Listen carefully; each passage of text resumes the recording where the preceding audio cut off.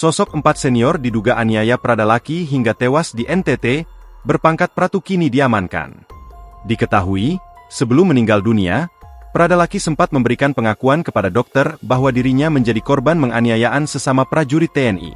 Setelah melakukan olah tempat kejadian perkara, tim menemukan 4 orang terduga pelaku pemukulan terhadap almarhum Pradalaki.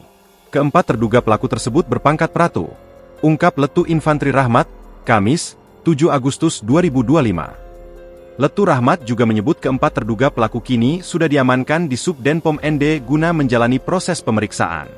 Pradalaki Cepril Saputra Namo, anggota Batalion TP834 WM Nagekyo meninggal dunia di RSUD Aeramo, Kabupaten Nagekyo, Rabu, 6 Agustus 2025, sekira pukul 11.23 WITA setelah menjalani perawatan intensif selama 4 hari di rumah sakit tersebut sejak Sabtu, 2 Agustus 2025. Selain itu, menurut pengakuan salah seorang warga yang turut mengurus jenazah, tubuh Pradalaki tampak mengalami sejumlah luka sayatan dan lebam di beberapa bagian, memperkuat dugaan bahwa prajurit muda ini menjadi korban penganiayaan. Pradalaki Namo diketahui merupakan putra dari Sersan Mayor Christian Namo, seorang anggota TNI yang saat ini bertugas di Kodim 1627 Rote Endao.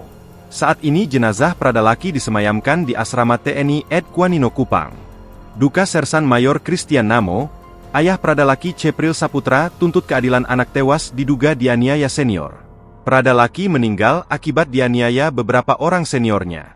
Christian Namo mengungkapkan bahwa kepergian anaknya meninggalkan duka mendalam bagi keluarga. Ia meminta para pelaku diproses hukum dan dipecat dari keanggotaan TNI. Tak hanya itu, sebelumnya Christian mengungkapkan dirinya siap bertaruh nyawanya demi menuntut keadilan untuk sang anak. Download Tribun X sekarang, menghadirkan lokal menjadi Indonesia.